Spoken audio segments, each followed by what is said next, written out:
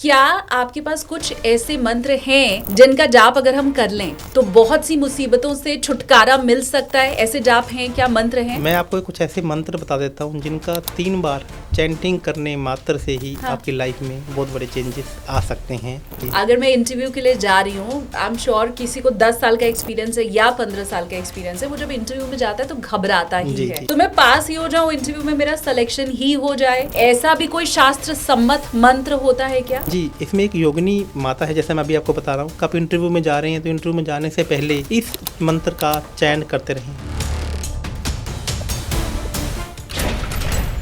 आज के समय में जब प्रदूषण इतना बढ़ गया है, जब खान पान पे नियंत्रण नहीं है लोगों का, और वो है स्वास्थ्य की समस्या, तो क्या सेहत ठीक रहे इसका भी कोई मंत्र है?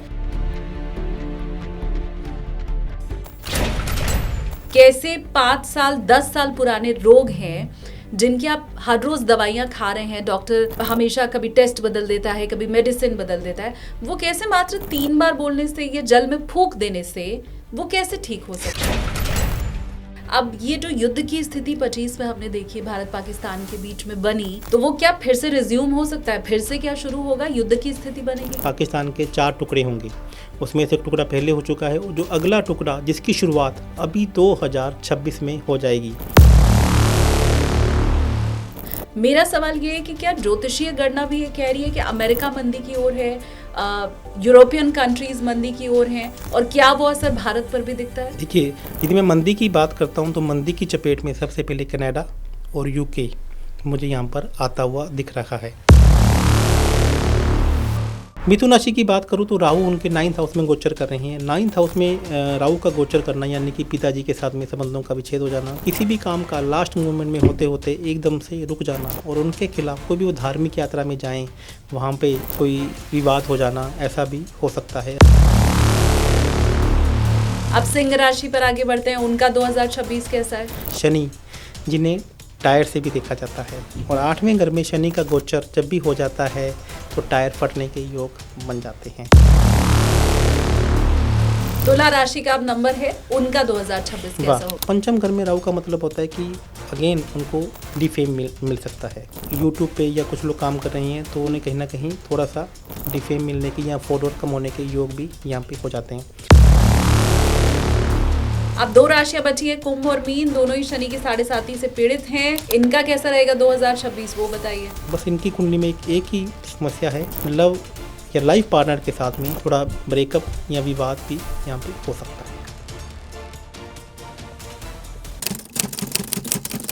नमस्ते, प्रणाम, जय श्री कृष्ण, राधे राधे। आप देखना शुरू कर चुके हैं चिंतामणि विद एसकेटी यानी कि मैं शालिनी कपूर तिवारी।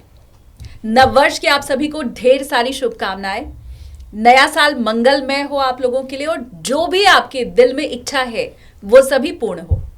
लेकिन अगर उसमें कुछ भी बाधा आ रही है तो आज का ये पॉडकास्ट आपको उसमें मदद करने वाला है।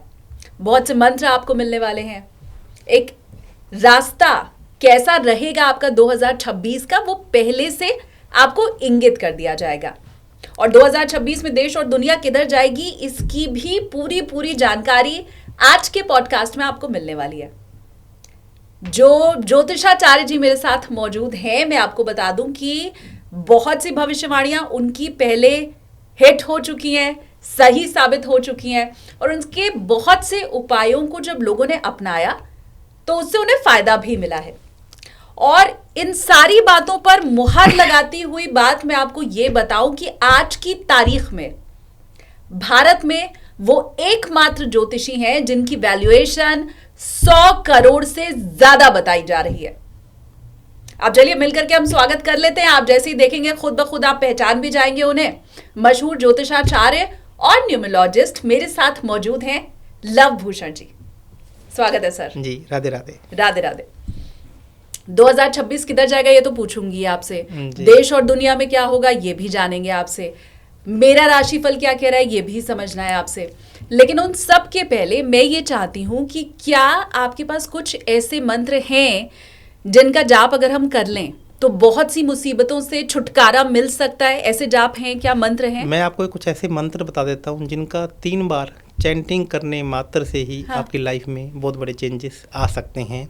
मात्र 3 बार? मात्र 3 बार। आपको रोज 3 बार करने मात्र से ही आप बहुत बड़ी लाइफ में आपके चेंजेस आ सकते हैं। और मैं पूछ सकती हूँ आपसे कि इसके लिए मतलब मैं जो भी सिचुएशन दूँ उसका मंत्र है आपके उसका पास? मंत्र है मेरे पास, और मैं कुछ मंत्र तो आपको भी बता दूंगा। हाँ। और यदि कुछ विशेष समस्या में आपके पास कोई जातक आता है तो आप हमारे पॉडकास्ट में वो कमेंट में लिख दे, तो मैं उसका भी मंत्र उसको मैसेज कर दूंगा, क्या रिप्लाई बात कर है। दूंगा। अगर कोई स्पेसिफिक प्रॉब्लम आपकी है तो उन्होंने कह दिया है कि आप हमें कमेंट में बताइए और उसका मंत्र भी दे दिया जाएगा। जी, और ये मंत्र शास्त्र प्रमाणिक हैं, शास्त्र में प्रमाण सहित मैं आपको लेकर आ रहा हूँ। हमारे एक्चुअल में 64 योगिनियों के बारे में बताया गया है जो माँ काली के ही स्वरूप हैं।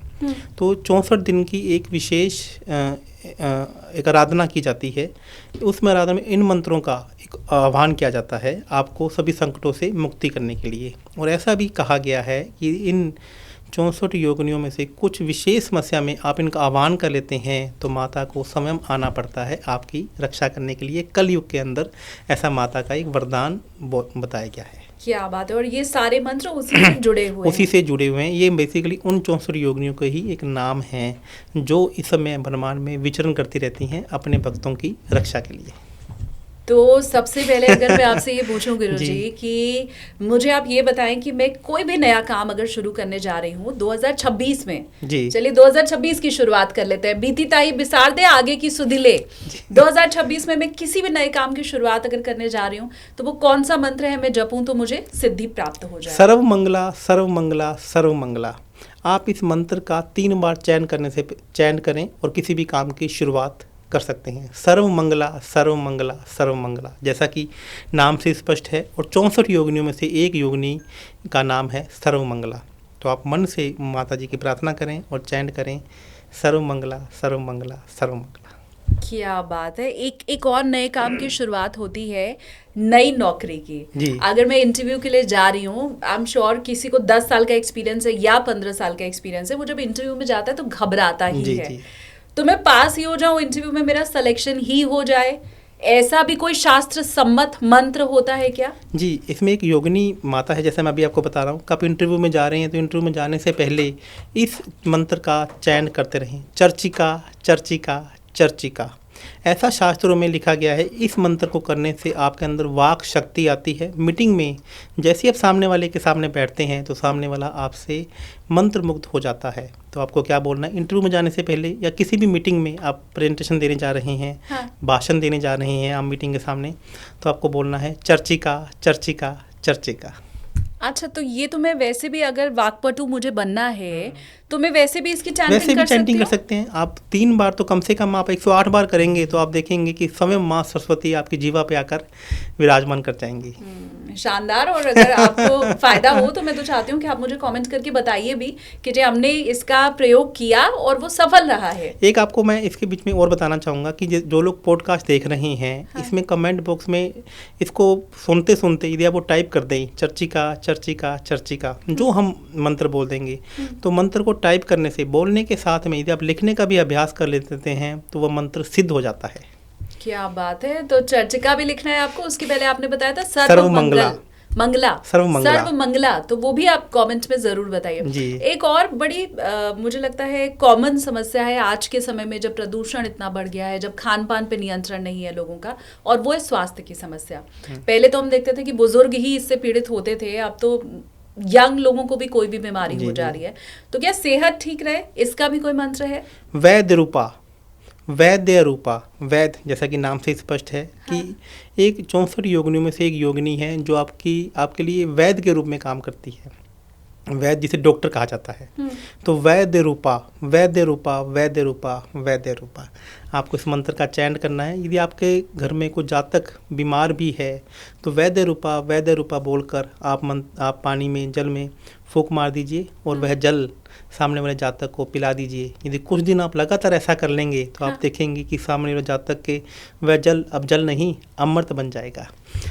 हाँ, मतलब जितनी बार भी मैं उनको जल दे रही हूँ तो उतनी बार ये करना है। उतनी बार आप कीजिए। खाना देते समय कीजिए, जल देते समय कीजिए। और यदि आप खुद भी पानी पी रहे हैं तो समय पानी पीने से पहले बोलिए वैद्य रूपा वैद्य रूपा वैद्य रूपा। आज के बाद पानी ऐसे ही पीना भाई वैद्य रूपा बोलने के बाद। और कभी भी आपने इन मंत्रों का प्रयोग अगर किया है तो मैं चाहती हूँ आप मुझे कमेंट करके बताएं भी।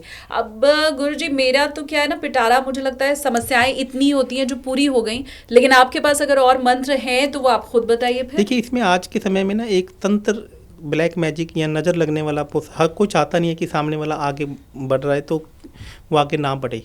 तो सामने वाला ना हरे के ऊपर तंत्र क्रिया, ब्लैक मैजिक ऐसा कुछ करने की कोशिश करता है। तो एक ऐसा मंत्र बता देता हूँ कि ताकि कोई भी तंत्र की क्रिया, ब्लैक मैजिक आपके ऊपर नहीं होगा।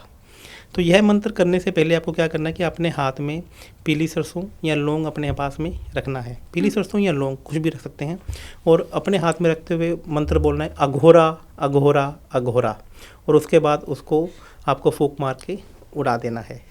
लौंग या पीली सरसों के कुछ दाने। तो जैसे मंत्र को बोलना है अघोरा अघोरा अघोरा, और उसके बाद आपको उनको हवा में उड़ा देना है। तो अब जैसे ही वो हवा में उड़ जाएंगे, यदि वो हवा में उड़ गए तो इसका मतलब तो है कि वो आपके पास तंत्र अब आपके ऊपर काम नहीं करेगा। और यदि वह अपने आप के हाथ में रह गए तो इसका मतलब है कि अभी आपको और प्रयास इसके ऊपर करना पड़ेगा। पर लौंग तो बहुत भारी होती है गुरुजी, वो तो रखिए अगर हम फूंक के उड़ाने की कोशिश करेंगे बिल्कुल उड़ जाएगा। नहीं, मुझे लगता है जब तक हम थोड़ा ऐसे करके उसको जबरदस्ती गिराए ना। देखिए, कोई भी चीज़ को आप जबरदस्ती मत कीजिए, उसको नेचुरली होने दीजिए। जबरदस्ती किसी काम को करने का मतलब है कि आप उसको नेचुरली नहीं कर रहे हैं। आप एक लौंग बिल्कुल हल्का सा, एक ही लौंग आप लीजिए जिसके फूल लगा हो। अच्छा। तो आप फूल वाला लौंग लीजिए और अपने हाथ में रखिए, और अघोरा अघोरा अघोरा बोलकर आप उसको फूंक मार दीजिए। ये 64 योगिनियों में से एक योगिनी जी का नाम है जो तंत्र और स्पिरिचुअल पार्ट्स में आपके साथ में आकर खड़ी हो जाती हैं। क्या बात है। एंड आई एम श्योर मेरे व्यूअर्स अभी सोच रहे होंगे कि अगर हमें धन दौलत प्राप्ति का भी कोई मंत्र मिल जाए, वो सबकी समस्या है आज के समय में। यदि धन दौलत और पैसे के लिए यदि आपको कोई मंत्र लेना है तो इसमें सबसे अच्छा मंत्र है रति रति रति। रति प्रिय, आपने सुना होगा बट रति प्रिय। तो सबसे अच्छा जो इसमें एक मंत्र है रति रति रति। आप किसी भी काम को जाने से पहले घर पे से यदि आप ऑफिस जा रहे हैं या अपने प्रतिष्ठान में जा रहे हैं या नौकरी करने आप निकल रहे हैं, तो पहला कदम जैसे ही घर से बाहर निकलें तो आपको एक ही बात बोलनी है रति रति रति। तो ये वर्ड बोलते ही 64 योगिनी में से एक योगिनी माता आपके साथ में आकर खड़ी हो जाएंगी, और अब जिस भी कार्य के लिए या पैसा जो आकर्षण है वो आपके पास में आने लगेगा। ऐसा आशीर्वाद आपको मिलने लगेगा। क्या बात है। आशीर्वाद की शुरुआत कमेंट सेक्शन से ही आप कर लीजिए। 3 बार आपको रति रति रति लिखना है। मेरा अब इसमें काउंटर ये है गुरुजी कि कैसे अगर आपकी तैयारी ही पूरी नहीं है फिर भी इंटरव्यू में सिलेक्शन हो जाएगा? कैसे 5 साल 10 साल पुराने रोग हैं जिनकी आप हर रोज़ दवाइयाँ खा रहे हैं, डॉक्टर हमेशा कभी टेस्ट बदल देता है, कभी मेडिसिन बदल देता है, वो कैसे मात्र 3 बार बोलने से, ये जल में फूंक देने से वो कैसे ठीक हो सकता है? बहुत ही अच्छा आपने क्वेश्चन किया, बहुत ही अच्छा प्रश्न किया, और मैं ऐसा आपसे एक्सपेक्टेशन भी कर रहा था कि कहीं मात्र ऐसा ना हो कि लोग हमसे ये सोच लें कि ये एक अंधविश्वास फैलाया जा रहा है। देखिए क्या होता है कि तैयारी, आप बहुत से लोग तैयारी करके जाते हैं लेकिन फिर भी उनका भाग्य साथ नहीं देता। यह आपके भाग्य को मजबूत करने वाला एक मंत्र है कि मेरी तैयारी भी पूरी है, मेरा काम भी पूरा है, लेकिन हर बार मैं इंटरव्यू देने जा रहा हूँ, मेरा सिलेक्शन नहीं हो पा रहा है। तो भाग्य आपके साथ में रहे, ऐसा तो नहीं हो सकता ना कि आप तैयारी नहीं कर रहे हैं और आप चाहें कि सिर्फ और सिर्फ इन मंत्र के बोलने से ही मेरा काम हो जाए। हाँ। आपको तैयारी करनी होगी, आपको अपना कर्म करना है। पहले ये ध्यान रखिए, कर्म, आप कर्महीन से कर्मशील बन जाएं, आप भाग्यहीन से भाग्यशाली बन जाएं। तो जो 9th हाउस जो हमारे भाग्य का हाउस है और 10th जो हमारे कर्म का हाउस है, इन दोनों का कॉम्बिनेशन एक साथ में हो जाए, और इसलिए ये देवियाँ आपका साथ देना शुरू कर देती हैं। यदि आप ये सोच के आ रहे हैं कि मैं आचार्य जी का एक मंत्र का जाप कर लूँ और बिना तैयारी किए चला जाऊँ, तो आप बहुत बड़ी गलतफहमी में हैं। हाँ, ये अच्छा हुआ क्लियर हो गया। नहीं तो लोग यही कहते कि जी ठीक है, ना पढ़ाई करो ना तैयारी करो और बस सीधे पहुंच जाओ, 3 बार अंदर केबिन में घुसने के पहले मंत्र का जाप कर लो तो सिलेक्शन होगा। नहीं भैया, तैयारी करनी होगी, उसके लिए कर्म प्रधान। कर्म तो आप देखिए, कभी एस्ट्रोलॉजी ये नहीं कहती कि आपको कर्म नहीं करना है।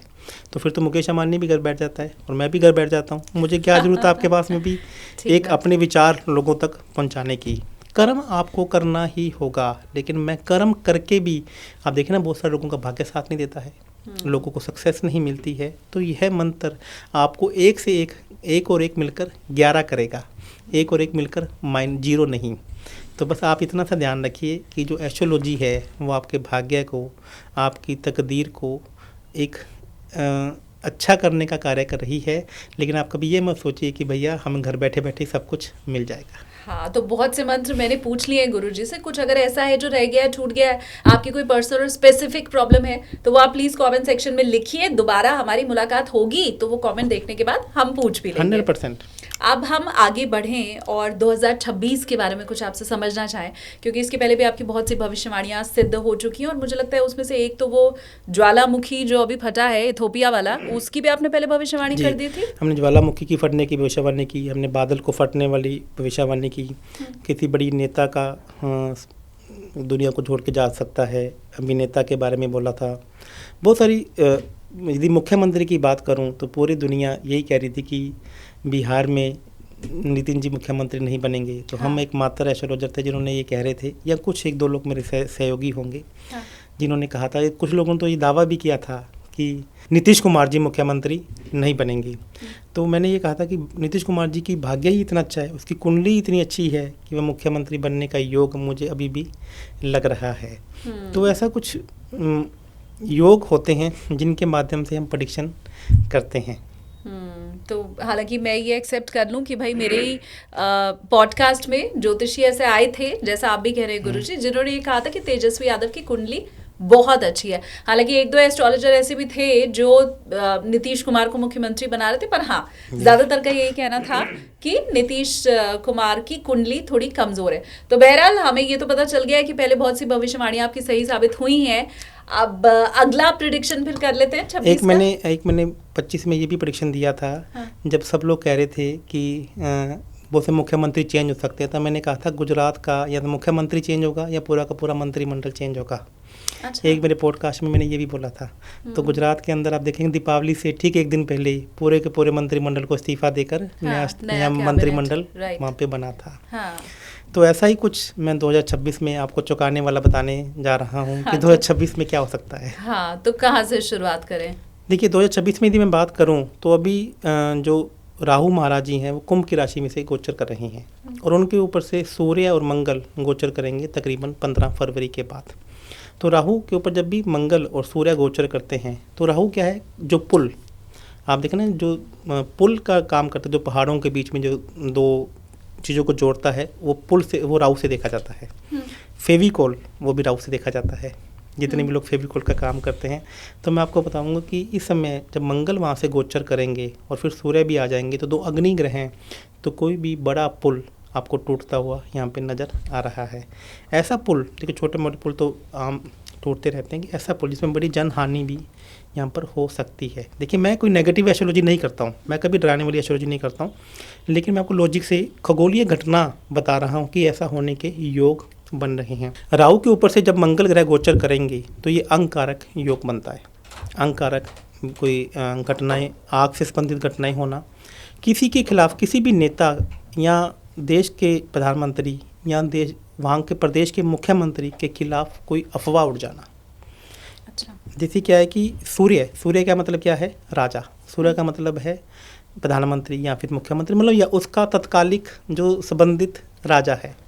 तो उसके खिलाफ सूर्य और राहु जब भी युति बनाते हैं तो इसका मतलब होता है कि वहाँ के देश के राजा के प्रति लोगों का अफवाह, नेगेटिविटी फैलने का एक योग, जैसे अपने नेपाल में देखा, अभी आप बांग्लादेश में देखा, पहले श्रीलंका में देखा।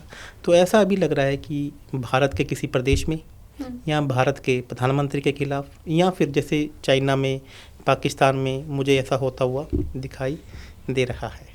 लेकिन ये इसी रीजन में होगा? नहीं, ये एक्चुअली देखो, ये क्या होता है कि इसका मतलब ये नहीं है कि ये भारत में होगा, ये खगोलीय घटनाएं हैं, तो जो आपको पूरे पृथ्वी में कई जगह होती हुई नज़र आएंगी, लेकिन इस घटनाओं की प्रवृत्ति बढ़ जाएगी। आप देखें, हो सकता है कि चाइना में भी, चाइना के किसी प्रांत में हो जाए, भारत में भारत के प्रधानमंत्री के प्रति हो जाए, किसी स्टेट में जो राजा जितना कमज़ोर होगा या किसी राजा ने कोई गलती की होगी तो वो यहाँ पे पकड़ में आने के योग बनते हुए नज़र आ रहे हैं। मतलब ये भी संभावना है कि मोदी जी के बारे में कोई र्यूमर फैले, कोई अफवाह उड़ाई जाए? मैं मोदी जी के बारे में आपने बोला तो मैं बोल सकता हूँ कि ऐसा मुझे प्रतीत हो रहा है कि कोई इंटरनेशनल अंतर्राष्ट्रीय कोई साजिश भी यहाँ पर हमारे देश के राजा के प्रति। देखिए, सूर्य और राहु के ऊपर से जब भी ये गोचर, साथ में मंगल का होना और गुरु का अतिचारी होना ऐसे योग बना देता है कि ऐसा राजा जो सूर्यवंशी हो, जिसने बहुत समय तक राज किया हो, तो जैसे मोदी जी 13-14 साल से भारत में राज कर रहे हैं। शी जिनपिंग चाइना के ऊपर काफ़ी समय से राज कर रहे हैं। वो पुतिन रशिया में राज कर रहे हैं। ऐसे एक कंट्री और है जहाँ पे बहुत सारे, जिसमें 13-14-15 साल से कोई देश का राजा राज कर रहा हो, तो उनके खिलाफ इस तरीके की अफवाह उड़ना, अंतर्राष्ट्रीय साजिश होना, उसके योग यहाँ पर ज़्यादा प्रबल हो जाते हैं। ठीक है, तो ऐसा मुझे मोदी जी के लिए तो ना ही हो, मैं तो यही चाहूंगी। बाकी पुतिन, शी जिनपिंग और बाकी देश और दुनिया से उतना हमें सीधा मतलब नहीं ट्रम्प होता के खिलाफ ऐसा हो सकता है, क्योंकि वो भी दोबारा से प्रधानमंत्री वहाँ के राष्ट्रपति बने हैं। हाँ। रशिया, तो वहाँ का जैसे जेंजिस, मंगल का मतलब क्या होता है? युवा लोग, युवा, मंगल जो यंग ब्लड है, तो इसलिए मंगल और सूर्य दोनों अग्नि ग्रह हैं। तो जब ऐसा होता है तो जेंजिस आंदोलन करते हैं। लेकिन ट्रम्प ये चाहते हैं, अब क्योंकि ट्रम्प की चर्चा निकल ही गई है, तो ट्रम्प ये चाहते हैं कि उन्हें नोबेल शांति पुरस्कार मिले। बड़ी जी तोड़ वो मेहनत भी कर रहे हैं, पहले खुद ही लड़ाई लगवाते हैं और फिर खुद ही कहते हैं कि शांति का प्रयास तो मैंने ही किया। रशिया यूक्रेन में हम देख रहे हैं, अभी फिर उनका बयान आया है कि जब भारत पाकिस्तान के बीच में शांति तो मैंने ही कराई है। तो नोबेल का शांति पुरस्कार मिलेगा ट्रम्प को? मुझे यहाँ पर नोबेल शांति पुरस्कार उन्हें मिलता हुआ नहीं दिखाई दे रहा है। फीफा शांति पुरस्कार मिल गया है, नोबेल शांति पुरस्कार नहीं मिल सकता है। देखिए, क्या होता है कि कोई भी शांति पुरस्कार, जैसे एक कुछ ऐसे होते हैं ना कि जो आप सेल्फ अपनी रिकमेंडेशन से ही देना चाहते हैं, प्रेशर से करना चाहते हैं, तो एक अलग बात है। एक होता है कि दिल से मैं किसी को यह देना चाह रहा हूँ। तो ऐसा कोई भी पुरस्कार ट्रम्प जी को अभी मिलता हुआ नजर नहीं आ रहा। बड़े मायूस हो जाएंगे वो आपकी ये भविष्यवाणी सुनेंगे। अभी अगले कई सालों तक उनकी ये कोशिशें 26 और 27 में भी जारी रहने वाली हैं।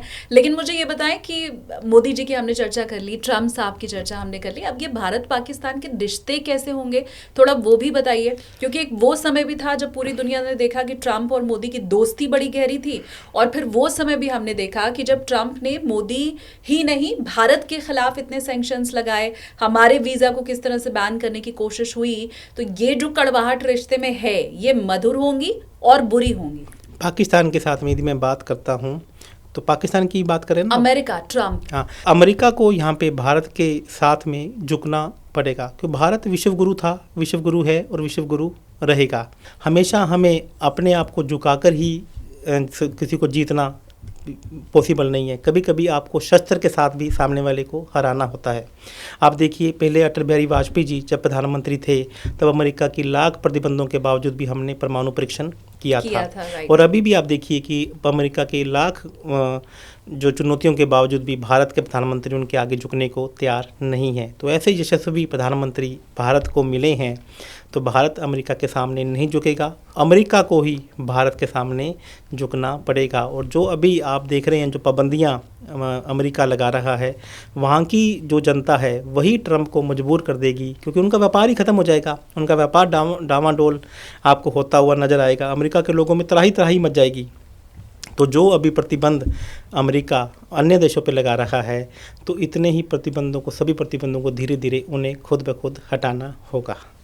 भारत मतलब विश्व गुरु बनने की राह पर आगे बढ़ता दिखाई दे रहा है। अब ये जो युद्ध की स्थिति 25 में हमने देखी भारत पाकिस्तान के बीच में बनी, आशंका मुझे लगता है अभी भी वो डर तो हम सबके मन में सता रहा है, क्योंकि मोदी जी ने कहा है ऑपरेशन सिंदूर सिर्फ हमने पॉज किया है। तो वो क्या फिर से रिज्यूम हो सकता है, फिर से क्या शुरू होगा, युद्ध की स्थिति बनेगी क्या? पाकिस्तान के पास इतनी क्षमता ही नहीं रहेगी, क्षमता ही नहीं है कि वह हमारे साथ में युद्ध कर सके। अभी मैं 2026 में आपको एक बात और बताना चाहूँगा कि भारत, मैंने कहा था कि पाकिस्तान के 4 टुकड़े होंगे, उसमें से एक टुकड़ा पहले हो चुका है, और जो अगला टुकड़ा जिसकी शुरुआत अभी 2026 में हो जाएगी।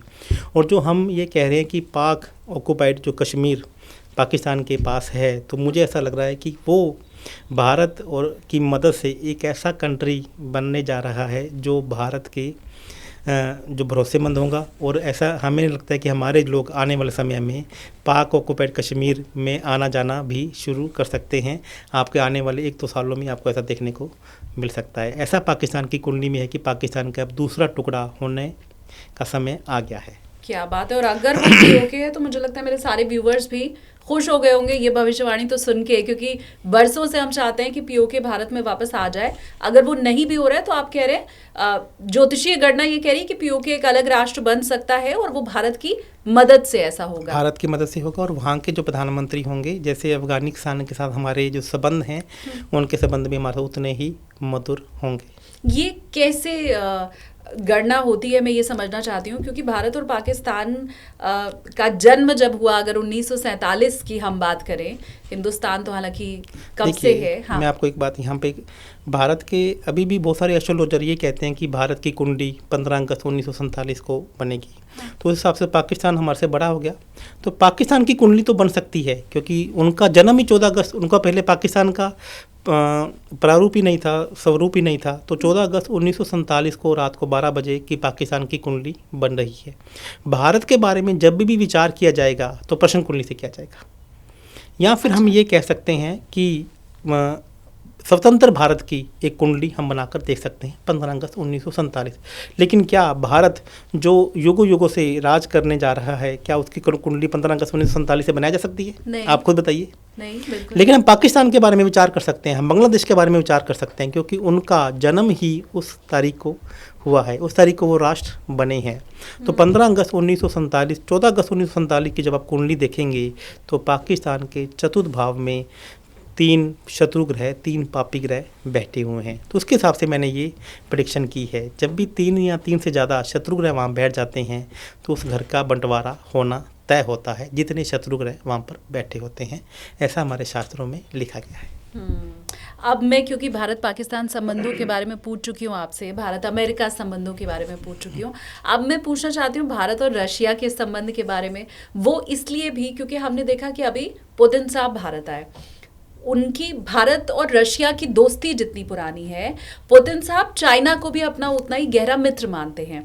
तो वो देश जो भारत का भी यार बनने की कोशिश में है, चीन को भी अपना मानता है, उसके साथ क्या संबंध बेहतर रह पाएंगे भारत और रशिया के बीच में?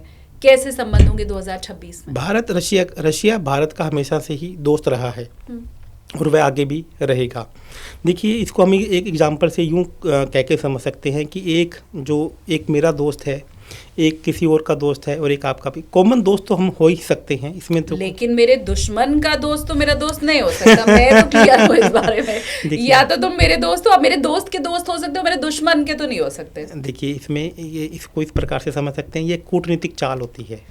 ठीक है, जैसे पाकिस्तान हमारा जन्मजात दुश्मन है, लेकिन पाकिस्तान हमारा बच्चा भी है।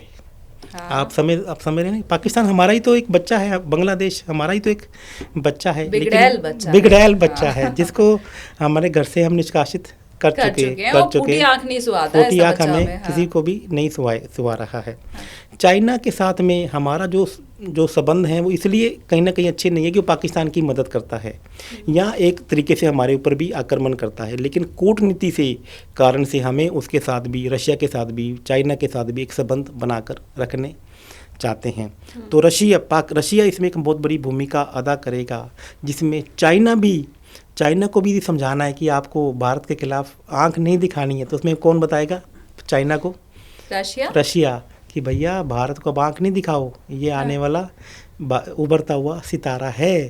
तो इसमें भी रशिया भारत की मदद करेगा चाइना को समझाने में।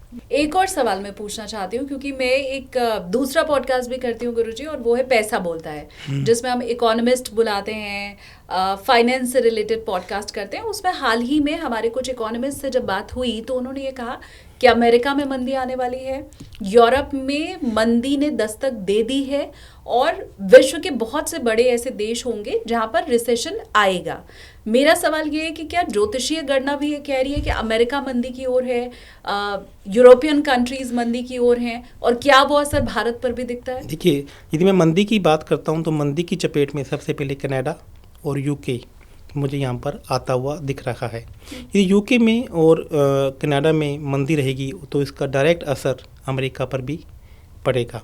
लेकिन भारत और जो दुबई हैं, ये कंट्री आप देखेंगे कि आने वाले टाइम में इकोनॉमिक में एकदम तेज़ी से उभरते हुए आपको दिख सकते हैं। लेकिन भारत के जो पड़ोसी देश हैं, नेपाल, बांग्लादेश, श्रीलंका और पाकिस्तान, इनकी हालत भी ज़्यादा अच्छी हमें यहाँ पे नहीं दिख रही है। लेकिन यदि मैं मंदी की बात करता हूँ, सबसे पहले कनाडा और यूके, मुझे यहाँ पर ऐसा लगता है कि ये ऐसे कंट्री हैं जो धीरे धीरे बर्बादी की तरफ जा रहे हैं। तो कनाडा में जो एनआरआई गए हैं उन्हें मुझे लगता है सचेत होने की जरूरत मंदी की है। शुरुआत सबसे पहले यहाँ से आपको दिखेगी। ठीक है, अब राशिफल पे मैं ज़रूर आगे आऊंगी, लेकिन उसके पहले मैं चाहती हूँ कि हम थोड़ा सा अगर मोदी जी की कुंडली के बारे में आपसे समझ सकें। आप मुझे थोड़ा बताइए ना, उनके कैसे ग्रह योग बने हुए हैं। 26 में कोई कष्ट विद्रोह हो जाए, जनता का गुस्सा फूट जाए, या उनकी पॉपुलैरिटी में कुछ कमी आ जाए, ऐसा दिखाई तो नहीं दे रहा। देखिए, मोदी जी के लिए 15 फरवरी से लेकर 30 अप्रैल तक का जो समय है वो अच्छा नहीं है, वो काफ़ी परेशानियों वाला हो सकता है। और यहाँ पर जो उनकी परेशानियों के लिए मैंने बताया कि विपक्ष की भूमिका नहीं रहेगी। यहाँ पे अंतर्राष्ट्रीय साजिश उनके खिलाफ हो सकती है, उन्हीं के लोग, उन्हीं के घर के लोग, उनके लिए परेशानियाँ यहाँ पर बन सकती है। और ये भी हो सकता है कि देश के कुछ हिस्सों में उनके खिलाफ विद्रोह आ सकते हैं, या कुछ चेंजेस उनके खिलाफ खड़े हो सकते हैं कुछ मामलों के कारण से। और ऐसा भी हो सकता है कि मैंने पता है कि अंतर्राष्ट्रीय कोई एक ऐसी साजिश भी हो सकती है मोदी जी के खिलाफ, मुझे ऐसा भी लग रहा है। उम्मीद मैं करती हूँ कि आपकी ये बात मोदी जी तक पहुंच भी जाए, वो सुन भी लें, क्योंकि आप अगर पहले से सुन लो तो तैयारी भी आप कर सकते हो। और ज्योतिष यही काम करता है, आपको पहले से आपकी मुसीबतों के बारे में को कम कर सकता है। कर और ऐसा मैंने क्यों कहा, हाँ। क्योंकि देखिए कि पहले राहु के ऊपर मंगल और सूर्य का गोचर हो रहा है, और उसके बाद वह राहु के अगले ही भाव में शनि महाराज जी बैठे हुए हैं मीन की राशि में। और शनि का मतलब होता है जनता, राहु का मतलब है अफवाह, और शनि का मतलब है जनता। और जनता के ऊपर से, यानी कि शनि के ऊपर से जब मंगल और सूर्य का गोचर होगा तो जनता का आक्रोश फूटने लगता है। आप जनता के बारे में भी सोचेंगे तो जनता को ये लगता है कि अब मेरे खिलाफ या मेरे बारे में अच्छा नहीं सोचा जा रहा है, ऐसा जनता को लगेगा। शनि का मतलब है आम जनता, लोग। और शनि के ऊपर से जब मंगल और सूर्य का गोचर होगा तो शनि का मतलब है ट्रेन, तो वापस से कोई ट्रेन हादसा भी यहाँ पर होता हुआ नजर आ रहा है। अब क्योंकि राजनीति की चर्चा हो रही है, और बस जैसे ही साल की शुरुआत है उसके बाद बंगाल में चुनाव है जी। तो ममता दीदी पर चर्चा ना हो ऐसा तो फिर कैसे ही हो सकता है। अब थोड़ा बताइए, लंबा राज तो ममता दीदी भी कर रही हैं, उनका भी एक छत्र राज है पश्चिम बंगाल पर, ये टूटेगा इस बार? देखिए, अभी ऐसा लग रहा है कि बंगाल में ममता जी का जो राज, अभी ऐसा नहीं लगता कि वो टूट पाएगा। अभी वो ममता जी एक बार और चुनाव को जीत सकती हैं, लेकिन बंगाल के लिए यह चुनाव, ममता जी के लिए यह चुनाव उतना आसान नहीं होगा। यहाँ पे भी मैं बता रहा हूँ कि बंगाल की जनता सनातन धर्म, जो ऐसा वहाँ पे आपको ऐसा कुछ होता हुआ दिखेगा कि सनातन धर्म का झंडा, सनातन धर्म के लोग आपको बंगाल में, बंगाल की सरकार के खिलाफ आपको सड़कों पर उतरते हुए नज़र आएंगे, ऐसा मैं आपको बता रहा हूँ। ये चुनाव के पहले होगा? चुनाव के पहले होगा, अभी चुनाव के पहले होगा। अभी आपको कोई टाइम फ्रेम आप मुझे देखिए, मैं जनवरी फरवरी में ये ऐसा होने के योग आपको दिख रहे हैं। चुनाव के पहले ममता दीदी के प्रति विद्रोह होगा और फिर भी चुनाव में वो जीत जाएंगी। देखिए क्या है कि एक विरोध करने वाले लोग बंगाल से भी होंगे और ये पूरे कंट्री से भी होंगे, लेकिन अभी जो ममता जी का जो वहाँ पे सिक्का है वो मजबूत है, भाग्य उनका भी मजबूत है। तो मुझे लगता है कि चुनाव जरूर टफ होगा, लेकिन वह जीत सकती हैं।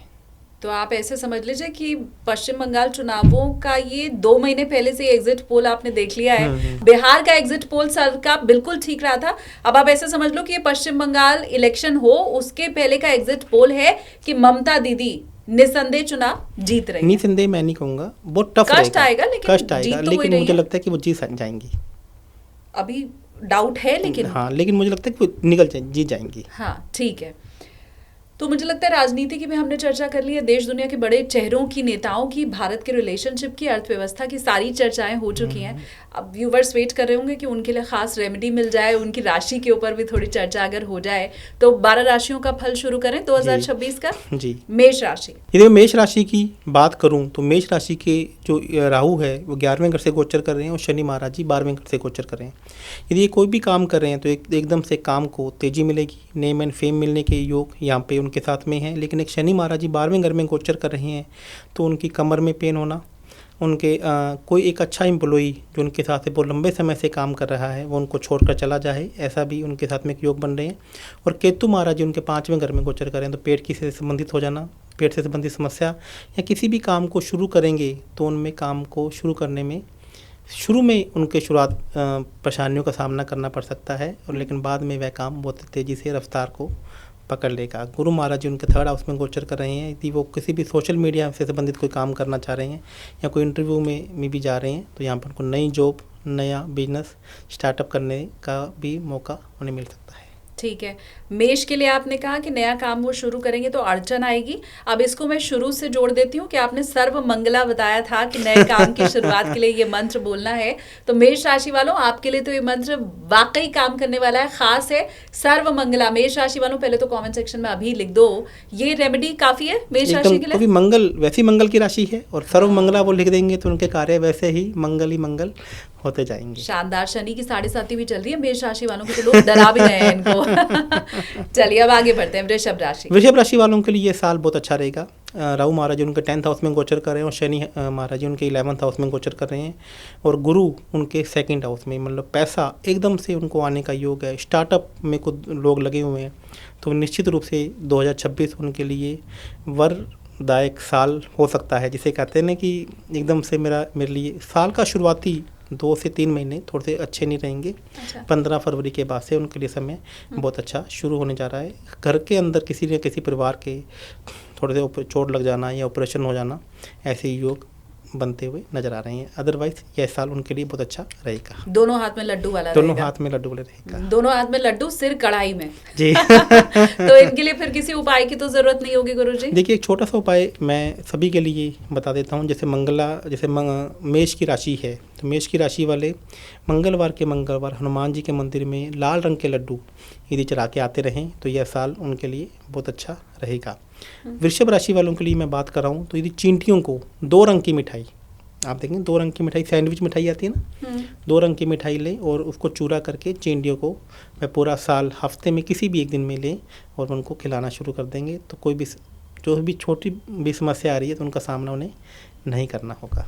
ठीक है। अब मिथुन राशि पर आगे बढ़ते हैं। मिथुन राशि की बात करूं तो राहु उनके 9th हाउस में गोचर कर रहे हैं। 9th हाउस में राहु का गोचर करना यानी कि पिताजी के साथ में संबंधों का विच्छेद हो जाना, किसी भी काम का लास्ट मोमेंट में होते होते एकदम से रुक जाना और उनके खिलाफ कोई भी वो धार्मिक यात्रा में जाएं वहाँ पे कोई विवाद हो जाना, ऐसा भी हो सकता है। शनि महाराज जी 10th हाउस में गोचर कर रहे हैं तो 10th हाउस उनके लिए बहुत अच्छा है, लेकिन 9th हाउस कहीं ना कहीं उन्हें थोड़ी सी मुश्किलों में डाल सकता है। और 7th हाउस में 4 ग्रह गोचर कर रहे हैं साल के शुरुआत में, तो लाइफ पार्टनर के साथ में या फिर बिजनेस पार्टनर के साथ में शुरुआत के 45 दिन कहीं ना कहीं कलह रह सकता है और ऐसी नौबत भी आ सकती है कि उनका partner, life partner, love partner उन्हें उनके साथ में शुरुआत के 45 दिनों में झगड़े भी का कारण बन सकता है।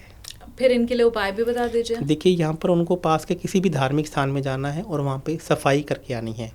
आप उन झाड़ू, जो तिनके वाली झाड़ू आती है, आपने देखा होगा एक झाड़ू आती है तिनके वाली और इसके पीछे एक डंडा भी लगा होता है बहुत, जिसे अपने हाथ से झाड़ू यूँ करके साफ सफाई करते हैं, जिसमें हम देखते हैं सड़कों पर सफाई वाले जैसे ऐसा झाड़ू लेकर जाएं और पास के किसी भी धार्मिक स्थान पे देके जाएं, क्योंकि जो झाड़ू है वो राहु से देखा जाता है और जो पीछे एक जो डंडा लगा है वो सूर्य से देखा जाता है।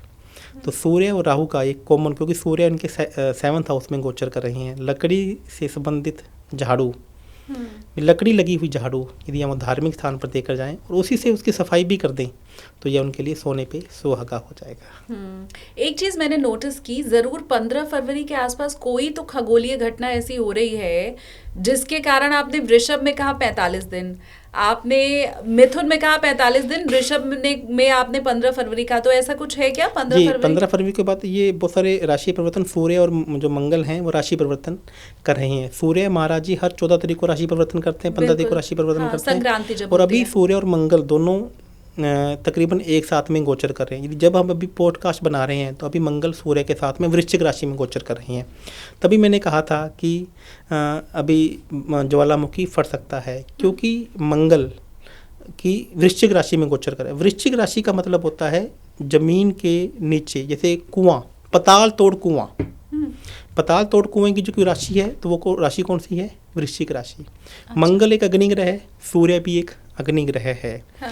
तो जब दोनों एक साथ वृश्चिक राशि में से गोचर करते हैं तो खगोलीय घटनाओं में ऐसा कहा जाता है कि ज्वालामुखी फट सकता है, बादल फट सकते हैं, कहीं इस तरीके की भूकंप आने की घटनाएं भी हो सकती हैं। तभी मैंने इस प्रकार की भविष्यवाणी कही थी। और अभी भी मैं ये कह रहा हूँ कि अभी मंगल अस्त है। अब हम जब ये पॉडकास्ट बनाने जा रहे हैं, क्योंकि मंगल सूर्य के साथ में है और मंगल अभी अस्त है। जब मंगल अस्त होते हैं तो लोगों की बॉडी में फटीग होने लगता है, दर्द होने लगता है, और लोगों की बॉडी में से खून बहने के एक योग यहाँ पर बन जाते हैं। हीमोग्लोबिन कम या ज़्यादा होने के योग बढ़ जाते हैं, ऑपरेशन बार बार होने के योग बढ़ जाते हैं। तो ऐसे योग जब अभी हम पॉडकास्ट कर रहे हैं, हाँ। तभी भी बने हुए हैं। जल्दी ये योग चला जाए, मैं तो यही चाहती हूँ। और बादल फटना, ज्वालामुखी फटना, भूकंप आना जैसी घटनाएं प्राकृतिक हो तो ठीक है, लोगों के जीवन में ना हो, ये मैं चाहती हूँ। मिथुन राशि तक हमने चर्चा कर लिया, अब हम कर्क राशि पर आगे बढ़ें। जी, कर्क राशि की बारे में बात करूं तो राहु महाराज जी उनके 8वें घर में गोचर कर रहे हैं। तो यानी कि यहाँ पर यदि किसी का भी अच्छा करेंगे तो वही लोग इनके शत्रु बन जाएंगे। इनका कोई अपना ही इनके विरोध में आकर खड़ा हो सकता है। किसी को पैसा उधार दें तो वो वापस ना आए, ऐसा भी इनके साथ में हो सकता है। और गुरु महाराज जी अभी इनके 12वें घर में यहाँ पर गोचर कर रहे हैं बकरिया होके, और 6th हाउस में भी इनके 4 ग्रह गोचर कर रहे हैं शुरुआत के 15 दिनों में। तो और 6ठे घर का मालिक भी 12वें घर में गोचर करेंगे। तो इसका मतलब है कि कर्क राशि वालों को यहाँ पर विशेष रूप से सावधान रहना होगा कि उनके रोग ऋण शत्रु का और एकदम से संकट आने के जो घर हैं वो पूरे तरीके से एक्टिवेट हैं। कर्क राशि वालों, अगर वाकई आपकी लाइफ में ऐसा हो रहा है, आपको धोखा मिल रहा है या इस तरह जो भी आपको गुरुजी ने बताया कुछ भी घटित हो रहा है, तो प्लीज आप मुझे कमेंट करके जरूर बताओ। कर्क राशि वालों का उपाय भी बता दीजिए। हाँ, देखिए यहाँ पर एक इनको थोड़ा सा तंत्र का सहारा इनको लेना पड़ेगा। तो एक तंत्र का मैंने आपको एक मंत्र भी बताया था, अघोरा अघोरा अघोरा। एक मंत्र मैं इनके लिए और बताऊंगा, कराकाली। कराकाली, यस, कराकाली एक मंत्र है जिनका इन्हें कंटिन्यूसली जाप इनको करना चाहिए। उसके साथ में भैरव जी के मंदिर में जाएं तो उड़द के दाल की कुछ 5 चीज़ें इनको अर्पित करनी होंगी। उड़द के दाल का पापड़, उड़द के दाल के से बनी हुई इमरती, उड़द की कचौरी, उड़द की दाल से बना हुआ दही भल्ला, और साथ में उड़द की दाल साबुत। ये 5 चीज़ें इन्हें भैरव जी के मंदिर में आपको अर्पित करनी है। महीने में किसी भी एक दिन, संडे को भी कर सकते हैं या फिर बुधवार को भी कर सकते हैं। तो इनकी जो एकदम से जो समस्या आ रही हैं वो कहीं ना कहीं पहले ही रुक जाएंगी। एक बार भी दान करें तो चलेगा? देखिए, एक बार राहु लंबा गोचर करेंगे ना, हाँ। लंबा गोचर करेंगे तो एक बार इससे कुछ नहीं होगा।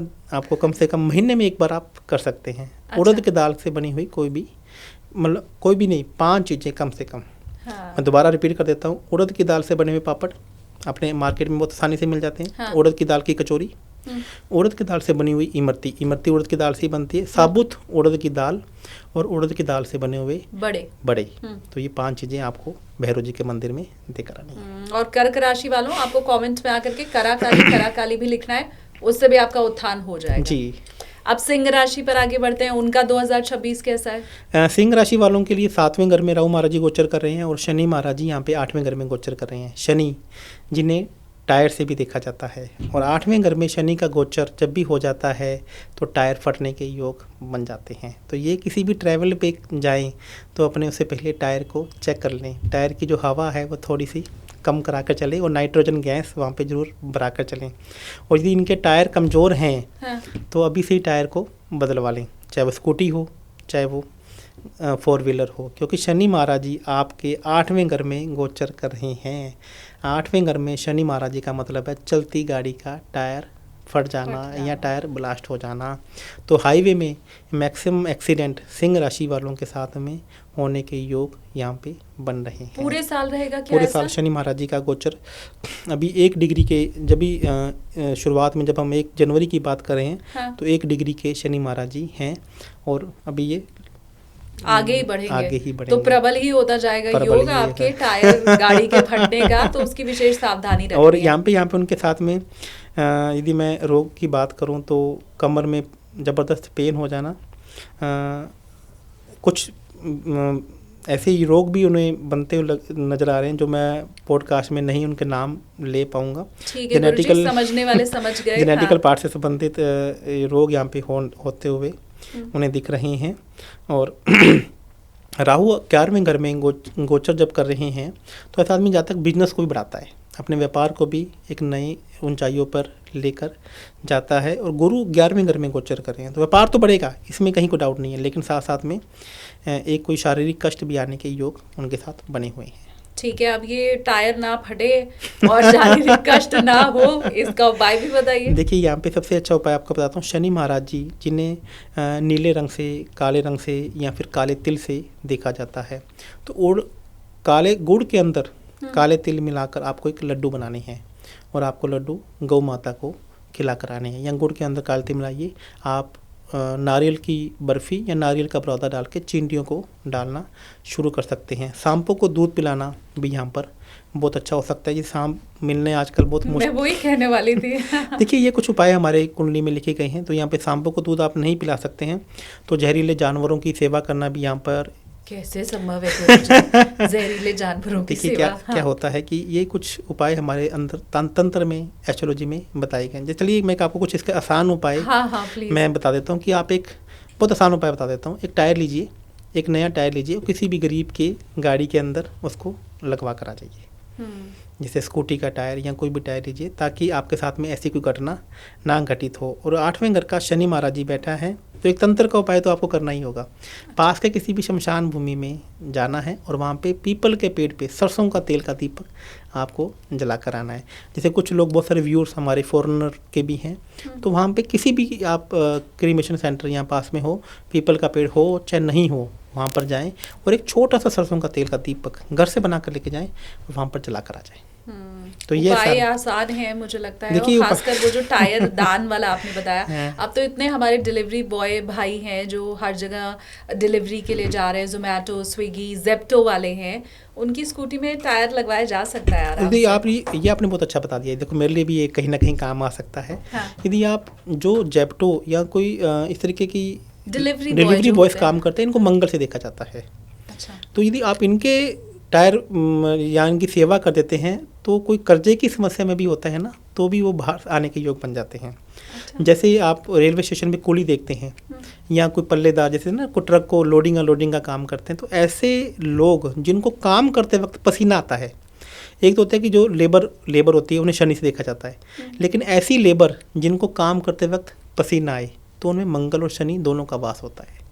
तो यदि आप जेप्टो या ऐसे लोगों को विशेष तौर पर कुछ मीठा भी, तला हुआ मीठा भी खिला देते हैं, तो भी आपके लिए यह साल बहुत अच्छा रह सकता है। शानदार। अच्छा, कूली की आपने बात की, कूली तो लाल कपड़ा भी पहनते हैं, तो देखिए, तो मंगल तो मतलब वो तो मैं कहूँगी साक्षात मंगल है फिर तो, शनि और मंगल दोनों। अब आपने देखिए कि आपको एक बात है, यहाँ पे आपने कुछ बात बोली, तो आपने देखा कि कुली को लाल कपड़े क्यों पहनाया जाता है, नीला क्यों नहीं? दूर से शायद चमकता है लाल रंग। आप दूर से पहचान जाएंगे, भैया इधर आओ। देखिए इसका पीछे का कारण क्या है कि जो लाल कपड़े हैं वो मंगल से देखे जाते हैं। जो लोग जैसे बोल रहे हैं वाइट कॉलर जॉब करते हैं, उन्हें हमेशा वाइट कपड़े या लाइट ब्लू कपड़े ही पहनाए जाते हैं, क्योंकि वो पानी के प्रतीक हैं, ताकि उनका माइंड हमेशा चलता रहे। जैसे डॉक्टर, वकील। और जो लेबर का काम करते हैं उनकी बॉडी में हमेशा अग्नि चलती रहे, इसलिए जो लेबर से संबंधित काम करते हैं उन्हें लाल कपड़े ही पहनाए जाते हैं। यदि किसी की फैक्ट्री है और मजदूर वर्ग से संबंधित काम करते हैं और वो अपनी फैक्ट्री में मजदूरों को ब्लू कपड़े पहना देते हैं, तो वहाँ के मजदूर आलसी हो जाते हैं। अच्छा, क्योंकि ब्लड जो है वो हमारा मंगल का कारक है, लाल रंग का है, और आपका ब्लड हमेशा उसका सर्कुलेशन फास्ट रहे, इसलिए कुली को हमेशा लाल कपड़े पहनाए जाते हैं। यहाँ पे एक उपाय के बीच में बात आ गई, यदि आपके किसी की भी फैक्ट्री है जहाँ पे 1000 लोग काम करते हैं। मैं एक फैक्ट्री में यहाँ पे वास्तु करने गया था, तो बहुत अच्छी फैक्ट्री, वो कहते सर मजदूर काम ही नहीं करते हैं। तो मैंने बोला कि आप इनकी ड्रेस चेंज कीजिए। तो सबसे पहले उनके नेवी ब्लू कलर का, उनकी स्काई ब्लू कलर का ड्रेस था, तो मैंने उनका लाल कलर का ड्रेस उनका चेंज करवाया, तो तुरंत लोग उनका इफेक्ट उनकी कुंडली में आना शुरू हो गया। तो आपके घर में यदि कोई ऐसे लोग काम करते हैं, किसी के जातक की बड़ी फैक्ट्री है, तो मजदूरों को हमेशा लाल रंग या उससे संबंधित कपड़े ही ड्रेस उनकी बनाएं। अब देखिए लाल रंग है, एयर इंडिया का लोगो वो तो चल रहा है, लेकिन नीला लोगो वाला जो इंडिगो है वो आलसी दिखाई दे रहा है इस समय। एनीवेज, जोक था मेरा, माफ करें मेरे व्यूवर्स। नहीं, आपको लॉजिक से मेरी बात समझ में आ रही होगी। हाँ ठीक बात है, और हमें देखो ज्ञान भी मिल गया और ये भी समझ में आ गया कि हमारे जितने भी कूली भाई हैं या डिलीवरी बॉय हैं, उन सब की हमें सेवा करनी है और 26 हमारा आसानी से बीतेगा। सिंह राशि की चर्चा हो गई, अब कन्या के ऊपर आते हैं गुरुजी। वाह, कन्या राशि की मैं बात करता हूँ तो कन्या राशि के राहु महाराज जी छठे घर में गोचर कर रहे हैं। जो छठे घर में राहु महाराज जी हमेशा उच्च के होते हैं, बुध के दोनों घर में बहुत अच्छा जल देते हैं। शनि महाराज जी 7वें घर में, यहाँ पर शनि महाराज जी भी 7वें घर में उच्च के होकर गोचर कर रहे हैं। तो कन्या राशि वालों के लिए ओवरऑल ये ग्रह, ये जो साल है बहुत अच्छा रहेगा। गुरु महाराज जी यहाँ पे 10th हाउस में गोचर कर रहे हैं। तो 10th हाउस में गुरु महाराज जी क्या होते हैं कि नीच के होते हैं। तो यहाँ पर यदि ये कुछ तैयारी के साथ में काम करने जाएंगे तो इन्हें परेशानी का सामना करना पड़ेगा, और ये बिना तैयारी के कोई काम करेंगे तो इनके लिए ज़्यादा अच्छा रहेगा। बड़ी चमत्कारिक बात है, लेकिन कन्या राशि वाले खुश हो गए होंगे अब। लेकिन देखो ऐसा मत करना कि मम्मी पढ़ाई कराने के लिए बोले कि एग्जाम आ रहा है बेटा पढ़ लो, तो तुम बोलो बिना तैयारी के जाएंगे तो अच्छा करेंगे। नहीं, देखिए मैं इसमें आपको एक बात बताता हूँ। देखिए ये क्या है, कंट्रोवर्सी बात होती है। देखिए क्या होता है कि गुरु महाराज जी किसी के भी 10th हाउस में होंगे, ये जनरली एक परीक्षण बताते हैं, किसी की कुंडली में, किसी भी कुंडली में भी 10th हाउस में या फिर मकर की राशि में होंगे, तो ऐसा जातक जितनी प्रिपरेशन करता है किसी भी काम के लिए उतनी उसे सफलता नहीं मिलती, और जितना वह एकदम से कोई काम को करना चाहता है बिना प्लानिंग के, उसे हमेशा सफलता मिलने के योग हो जाते हैं। तो देखिए जैसे मान लीजिए इंटरव्यू, इनके लिए कोई इंटरव्यू प्लान आ गया, या कौन बनेगा करोड़पति का इनके पास कॉल आ जाता है, और ये पूरे के पूरे ग्रंथ पढ़ने शुरू कर देते हैं, तो वो वहाँ पे जाके देखेंगे क्वेश्चन वो आएगा ही नहीं जो उन्होंने तैयारी की थी। ठीक है, ये चेक कर लीजिएगा आप। 10th हाउस में गुरु हो या फिर मकर राशि में गुरु हो, बताओ भाई मुझे, आप भी कमेंट करके बताइएगा। हाँ, मकर और ऐसे राशि जातक बिना तैयारी के कोई काम कर दें, काम मतलब कि छूट कर दें, तो उनका काम तुरंत हो जाता है। क्योंकि इसके पीछे मैं आपको लॉजिक बता देता हूँ। हाँ। गुरु 10th हाउस में हो तो गुरु नीच के हो जाते हैं, तो ऐसा जातकों को हमेशा ये लगता रहता है कि अभी मैं परफेक्ट नहीं हूँ, अभी मैं परफेक्ट नहीं हूँ, और तैयारी कर लूँ और तैयारी कर लूँ। हमेशा वो अपने आप को ना परफेक्ट करने की कोशिश करता रहता है कि लोग क्या कहेंगे, सामने वाला क्या कहेगा। ऐसा जातक हमेशा अपने कस्टमर को, हमेशा जहाँ पर भी वो काम करता है मैक्सिमम देने की कोशिश करता है, और तो लेकिन उसी में ही कन्फ्यूजन में क्रिएट रहता है। तो डेयर टू रिजेक्ट ऐसे लोगों में नहीं होता है। डेयर टू रिजेक्ट, किसी को ना वो नहीं कह पाता है। तो जब तक वो ना नहीं कहेगा तब तक उसको सक्सेस नहीं मिलेगी। तो यहाँ पे उसको बिना परफेक्शन की तैयारी किए जाना है, काम बिना किए जाना है, और ज़्यादा सक्सेस मिलने के योग तभी हैं जब वो डेयर टू रिजेक्ट करेगा। मुझे कन्या राशि वालों बताना 2026 में अगर आपके साथ ऐसा हो रहा है, मैं तो बड़ी उत्सुक हूँ जानने के लिए। तो कन्या राशि वालों ये जरूर आपको कमेंट करके मुझे बताना है। अब इनके लिए उपाय भी फिर बताइए। यहाँ पे क्या कि गुरु महाराज 10th हाउस में है, तो ब्राह्मणों को खाना आपको यहाँ पे खिलाना होगा। मिथुन राशि में गोचर कर रहे हैं, तो कम से कम 3 ब्राह्मण को खाना खिलाइए। ब्राह्मणों को जब भी आपको घर पर बुलाकर खाना खिलाया जाता है तो उनको चप्पल जूते उनके हमेशा बाहर उतारे जाते हैं। कभी उनको ये मत बोले कि चप्पल पहनकर आप घर पर आइए, क्योंकि ब्राह्मणों जी के पैरों में लक्ष्मी जी का वास होता है। देखिए विष्णु जी के पाँव हमेशा लक्ष्मी माता जी दबाती रहती हैं, क्योंकि उनके पैरों में लक्ष्मी जी का वास है। तो 3 ब्राह्मणों को खाना खिलाइए, ब्राह्मणों जी को दक्षिणा दीजिए, पूरे वस्त्र उन्हें दीजिए, सिक और पीली चीज़ों का ही उन्हें भोजन का भोग लगाइए। कुछ भी खिलाइए लेकिन पीली चीज़ें उसमें अवश्य होनी चाहिए। ये बहुत शानदार है, मैं रिपीट कर दूं गुरुजी, नहीं तो व्यूअर्स पता नहीं समझ पाए या नहीं। जब भी आपके घर पे कोई ब्राह्मण आता है, पंडित जी आते हैं, उनकी चप्पल बाहर उतरवाइए, और भीतर तक वो जब नंगे पैर आएंगे तो क्योंकि उनके पैरों में लक्ष्मी का वास है, तो उनके साथ साथ माँ लक्ष्मी भी आपके घर के भीतर प्रवेश कर रही हैं। आप ऐसा मान लीजिए, ब्राह्मण और आपके गुरु। अच्छा, क्योंकि गुरु गुरु कोई भी जाति से ब्राह्मण का मतलब नहीं होता, जैसे कोई कर्म से भी ब्राह्मण होता है। जैसे मैं जाति से अग्रवाल हूँ लेकिन कर्म से ब्राह्मण हूँ, क्योंकि अब मैं काम ही ऐसा कर रहा हूँ, एस्ट्रोलॉजी का कर्म कर रहा हूँ। जब भी आप किसी को नॉलेज दे रहे हैं, पढ़ा रहे हैं, तो एक आप गुरु बनकर जब भी आप किसी शिष्य के घर पर जाएं तो आप जूते बाहर उतार कर जाते हैं तो आपके पैरों में लक्ष्मी जी का वास हो जाता है। और ऐसा भी हमारे शास्त्रों में कहा गया। तभी आप देखेंगे कि बहुत सारे लोग ब्राह्मणों के पाँव धोते हैं, गुरुओं के पाँव धोते हैं। हाँ। तो उनके पाँव धोकर भी आप उनके छींटे पूरे घर में दाग छिड़क देते हैं तो आपका गुरु यहाँ पर आपको अच्छे जल देना शुरू कर देते हैं। ठीक है, अब कन्या राशि वालों तक की बात हो गई है। तुला राशि का अब नंबर है, उनका 2026 कैसा होगा? तुला राशि के बारे में बात करता हूँ। शनि महाराज जी छठे घर में गोचर कर रहे हैं और राहु उनके पंचम घर में गोचर कर रहे हैं। तो पंचम घर में राहु का मतलब होता है कि अगेन उनको डिफेम मिल सकता है। ठीक है, यूट्यूब पे या कुछ लोग काम कर रहे हैं तो उन्हें कहीं ना कहीं थोड़ा सा डिफेम मिलने के या फॉलोअर कम होने के योग भी यहाँ पे हो जाते हैं। शनि जब छठे घर में गोचर करते हैं, एक आपको और भी भविष्यवाणी बता दो, जिनके भी शनि छठे घर में होते हैं वह किसी को मना नहीं कर पाते हैं, क्योंकि जो शनि का नेचर है वो बुध जैसा हो गया। बुध यानी कि बच्चों जैसा। जिनका भी शनि, आप प्रेडिक्शन अभी लीजिए, हाँ। लाखों लोग हमें देखेंगे, हाँ। तो जिनके भी शनि छठे घर में गोचर करेंगे उनका नेचर अब शनि क्या है, कमज़ोर पड़ जाए, तो किसी को मना नहीं कर पाते हैं सामने। तो यहाँ पर उनके साथ एक सबसे बड़ी समस्या रहेगी, कोई पैसा उधार मांगने आ गया, सोच रखा कि नहीं देने, लेकिन सामने वाला आपसे ले जाएगा। ओहो, तुला राशि वालों भी बताओ, और जिनकी भी कुंडली में शनि छठे घर में है वो भी कमेंट्स करके बताओ कि हाँ जी हम तो मना नहीं कर पाते, कोई कुछ भी कहे तो ना चाहते हुए भी हम हामी भर। बहुत सारी वाइफों को ये शिकायत रहती है ना कि मेरे पति किसी को मना नहीं कर पाते हैं, हाँ। अपने ससुर जी को मना नहीं कर पाते हैं, जेठ जी को मना नहीं कर पाते हैं, क्योंकि उनका तो या तो शनि छठे घर में है या फिर कन्या राशि में होता है। पर ऐसे लोग अपनी बीवी को मना जरूर कर देते हैं उनकी ये भी कंप्लेंट रहती है, दूसरों को तो मना नहीं कर पाते, हमें तो हर बात में मना। उनका सातवें का छठा हो गया ना, तो बीवी को तो नहीं कर पाएंगे, लोगों को नहीं कर पाएंगे, बीवी को करेंगे। हाँ, मुझे कमेंट करो भाई, इंतजार है मुझे आपके कमेंट का। जी गुरुजी। राहु महाराज जी यहाँ पे पांचवें घर में गोचर करें तो माइग्रेन की समस्या हो जाना। यहाँ स्टार्टअप को भी ये शुरू कर सकते हैं, यदि अभी तक कोई किसी काम को वे शुरू नहीं कर पा रहे थे तो काम को शुरू करने के योग भी यहाँ पे उनके साथ में बने हुए हैं। गुरु महाराज जी भाग्य के घर में है, भाग्य भी उनके साथ में रहेगा। अब फिर इनका उपाय भी बताइए। इनका बहुत अच्छा उपाय आपको मैं बता देता हूँ। किसी भी धार्मिक स्थान पे जाएं, अब जूतों की सेवा करें। आपने देखा होगा ना, जैसे गुरुद्वारे में होगा, गुरुद्वारे में आप जूता साफ करने वाले पॉलिश या ब्रश भी आप डोनेट करके आ सकते हैं। कुछ लोगों को ऐसा लगता है ना कि हम जूते से संबंधित सेवा नहीं कर पाएंगे, तो जूता पॉलिश या फिर ब्रश, दोनों चीज़ें, एक चीज़ से काम नहीं चलेगा, मेरी बात को ध्यान में रखिएगा। अच्छा। ब्रश भी देना है और पॉलिश भी देनी है। 6 पेयर आपको लेने हैं एक साथ, 6 पॉलिश की डिब्बी और 6 ही ब्रश। आपको किसी भी मोची को भी दे सकते हैं, आप गुरुद्वारे में भी दे सकते हैं। और समय में यदि आप जूतों की सेवा करेंगे तो आपके अंदर एंटीबायोटिक, लोगों को मना करने की जो क्षमता है वो डेवलप होना शुरू हो जाएगी। शानदार, तो आसान सा उपाय है। एक चीज़ मैं अपनी तरफ से यहाँ पर गुरुजी ऐड कर दूँ, वो लोग जो समय की कमी के चलते जूता उठाने या वहाँ पर श्रमदान नहीं कर रहे हैं वो तो ठीक है, अलग बात है, लेकिन वो लोग जो ये करना नहीं चाहते कि हम कैसे करें, हम कैसे लोगों के जूते उठा के रखें, वो गलत है। पहले तो मन से इस धारणा को आपको निकालने की ज़रूरत है। गुरुद्वारे में मैंने देखा है बड़े बड़े लोग, बहुत ऊंचे ओहदों पर बैठे हुए लोगों को भी मैंने देखा है कि वो वहाँ पर श्रमदान करते हैं, लोगों के जूते उठाते हैं, रखते हैं, वापस देते हैं। देखिए, मैं आपको एक बात बताता हूँ कि वो मेरे पास एक कुछ ऐसे समाज के अलग अलग प्रकार के लोग आते हैं।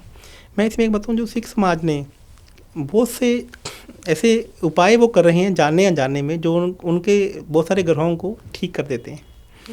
ठीक है, तो उनमें से देखिए ना, सबसे ज़्यादा जूते साफ करने का काम कहाँ होता है? सिखों में होता है, गुरुद्वारों में होता है। बिल्कुल। तो ये जानने जाने में छठे घर के शनि का उपाय है।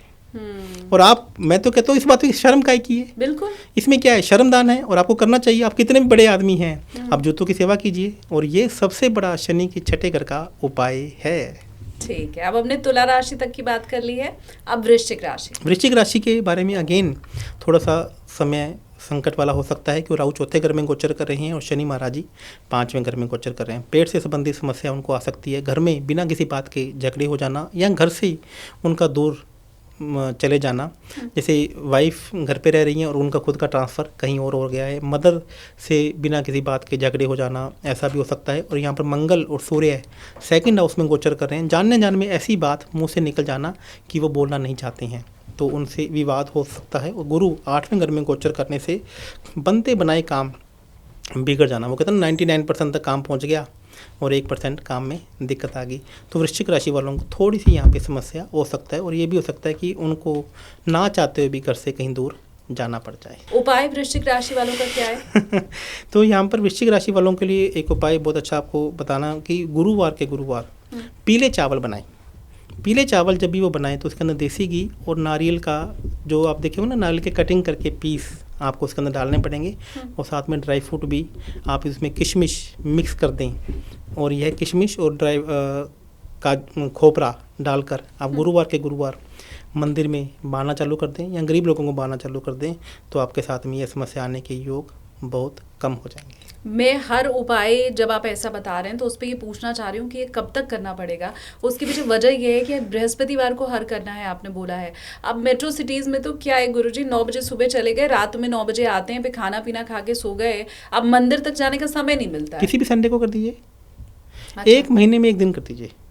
देखिए, लेकिन आप बोलेंगे कि कितनी बार करना होगा, तो ये कम से कम भी इसका करने का योग होता है कि 8 बार या 12 बार आपको रिपीट करना होता है कोई भी उपाय, तब उसके एक अच्छे फल आपको मिलने शुरू होते हैं। मैं आपको वार की यहाँ पे वो नहीं कहना चाहता, बंधन में नहीं बांधना चाहता। आप संडे को कर दीजिए। संडे में आप मंदिर नहीं जा पा रहे तो घर पे बना के खा लीजिए। मंदिर, देखिए कलयुग में एक देवता ने एक बात की गई है कि आप मन से भी कहीं पर भी भ्रमण कर सकते हैं। कलयुग में एक ये बात की गई है, कलयुग देवताओं का नहीं है, कलयुग किसका है? दानवों का है। हाँ। तो यहाँ पर आपके मन की इच्छाएं बहुत जल्दी पूर्ण होती हैं। वो जो सतयुग में आपको बरसों देवता की साधना करनी पड़ती थी, हाँ। ऐसा नहीं करने की जरूरत है। मन में यदि आप मन से भी कहीं विचरण करने चले जाएं तो वो भी आपकी यात्रा मानी जाएगी। आप मन ही मन ध्यान कीजिए और खुद भी खाइए और परिवार वालों को भी खिलाइए। आसान कर दिया आपने। उपाय भी आसान सा है और उसको और आसान करके गुरुजी ने आपको बता भी दिया। धनु राशि पर आगे बढ़ते हैं। धनु राशि वालों के लिए ये जो साल है वो मिक्स वाला रहेगा, क्योंकि राहु उनके 3rd हाउस में गोचर कर रहे हैं। यदि वो किसी प्रकार से, बहुत सारे लोग आप देखेंगे कि पॉडकास्ट नया शुरू करना चाहते हैं। वो धनु राशि वाले होंगे। धनु राशि वाले इस साल कोई भी काम छोड़कर यदि नया पॉडकास्ट शुरू करना चाहते हैं, सोशल मीडिया पे आना चाहते हैं, तो 2026 उनके लिए बहुत अच्छा रह सकता है। लेकिन मैं उनको आप ही सावधान करना चाहूँगा, शनि उनके 4थे घर में गोचर कर रहे हैं, तो पॉडकास्ट का कार्य घर से ना करते, शुरू नहीं कर पाएंगे।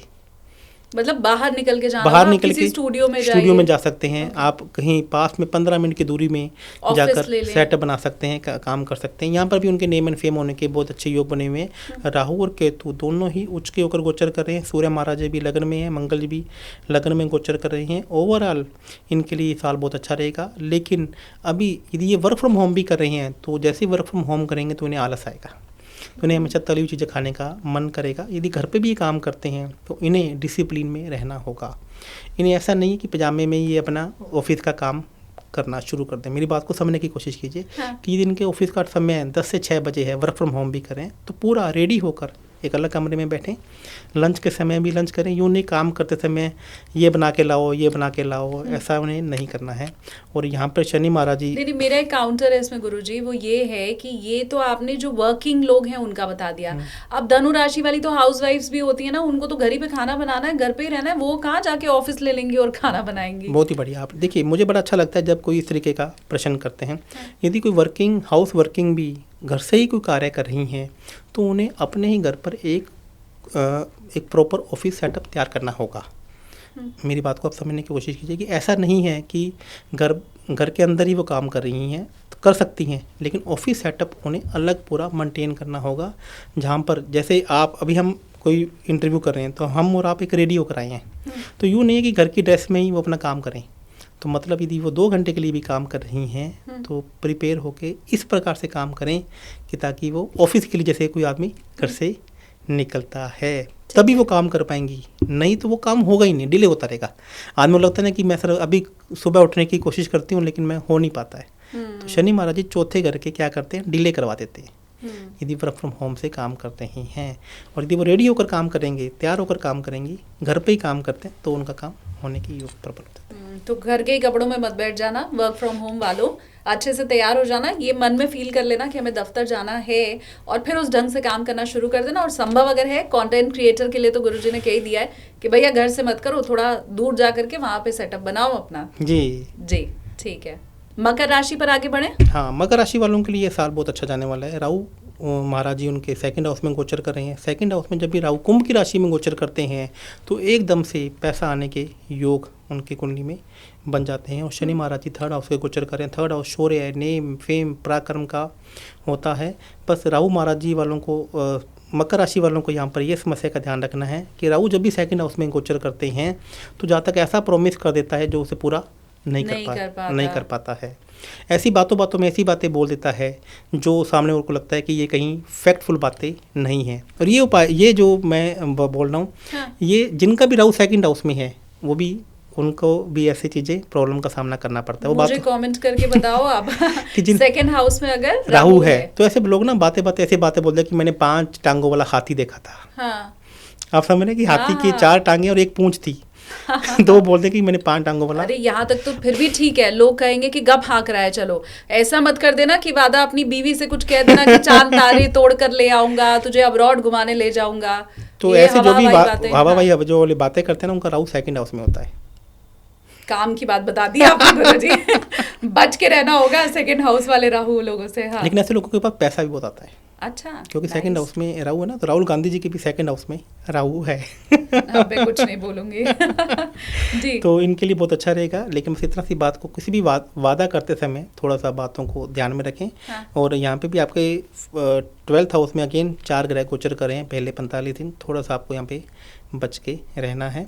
और 8वें घर में केतु महाराज जी गोचर कर रहे हैं। तो 8वें घर में जब भी केतु महाराज जी गोचर करते हैं तो चोट लगने के या ऑपरेशन होने के, या फिर आप देखेंगे अक्सर कुछ लोगों को बैल या गाय उनकी या डॉग, ऐसे लोगों की गाड़ी के नीचे या उनको चोट लगने से इनको उनके योग भी लग जाते हैं। केतु जिसे एनिमल से देखा जाता है, तो आपकी गाड़ी से ऐसे चोट लगने के योग या वो आपको चोट मारें, दोनों आपके योग हो सकते हैं। सड़क पे संभल के रहना है कुल मिला के, ये कह रहा है मकर राशि वालों का अगला साल। उपाय क्या है इनके लिए? उपाय इनके लिए बहुत अच्छा आपको उपाय बताता हूँ। चावल आपको उबालनी है। देखिए ये मेट्रो सिटी तो है, लेकिन देखिए उपाय तो आपको करने ही होंगे। एक उपाय, इसमें आसान उपाय भी बता दूंगा आपको। पहले चावल उबालने हैं, उसके अंदर थोड़ा सा दही डालना है और थोड़ा सा दूध डालना है।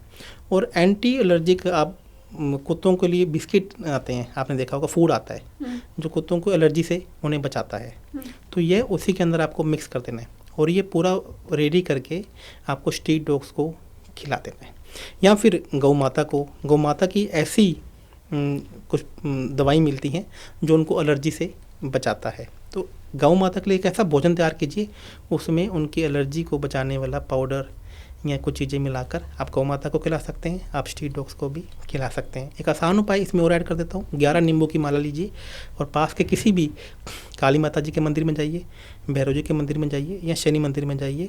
आपको 11 नींबू की माला आप वहाँ पर चढ़ा सकते हैं। एक तंत्र का उपाय भी मैं आपको यहाँ पर बताना चाहूँगा, क्योंकि थोड़ा सा केतु महाराज जी 8वें घर में है। मैं कुछ ऐसी भविष्यवाणियाँ नहीं करना चाहता, मैं नेगेटिव एस्ट्रोलॉजी नहीं करता हूँ। नींबू की बलि देकर आनी पड़ेगी आपको मंदिर में जाके। नींबू की जब भी बलि दी जाती है तो आपको नींबू और चाकू लेकर जाना है। नींबू पूरा साफ़ सुथरा होना चाहिए। तो नींबू को आराम से काटिए। नींबू के 2 टुकड़े नहीं होने चाहिए।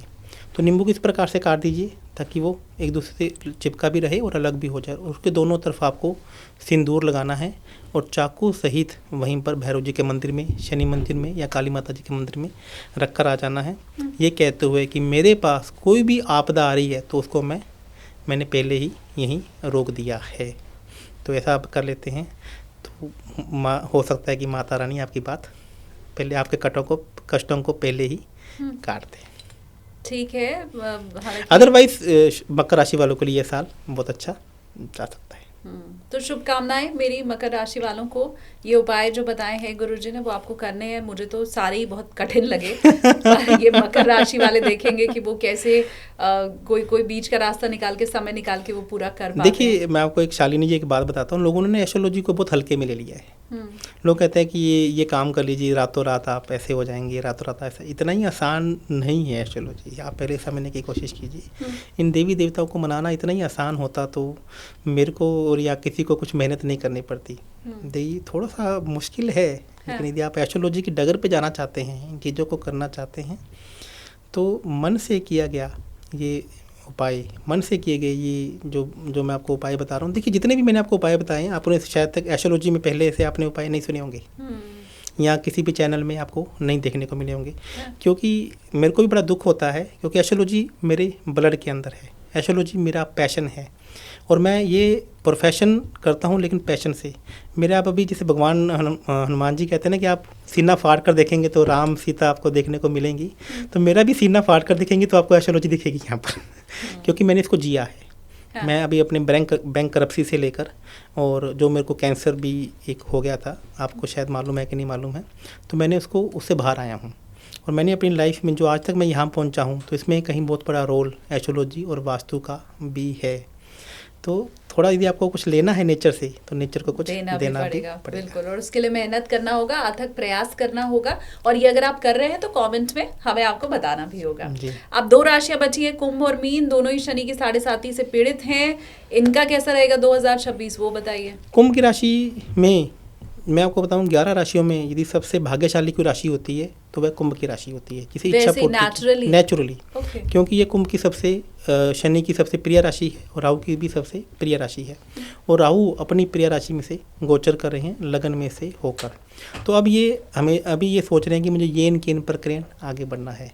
जितने भी ये तिकड़मबाजी जिसे कहते हैं रिसोर्सफुल, हर रिसोर्सफुल को अभी ये अपनाने में लगे हुए हैं। शुरुआत के 45 दिन इनके लिए बहुत अच्छे हैं, क्योंकि 11वें घर में इनके 4 ग्रह गोचर कर रहे हैं और सेकंड हाउस में शनि महाराज जी गोचर कर रहे हैं। तो कुंभ राशि वालों के लिए यह साल बहुत अच्छा रह सकता है, और गुरु महाराज जी 5वें घर में भी इनके गोचर कर रहे हैं। बस इनकी कुंडली में एक ही समस्या है कि इनका किसी के साथ पार्टनरशिप है या लव या लाइफ पार्टनर के साथ में थोड़ा ब्रेकअप या विवाद भी यहाँ पे हो सकता है।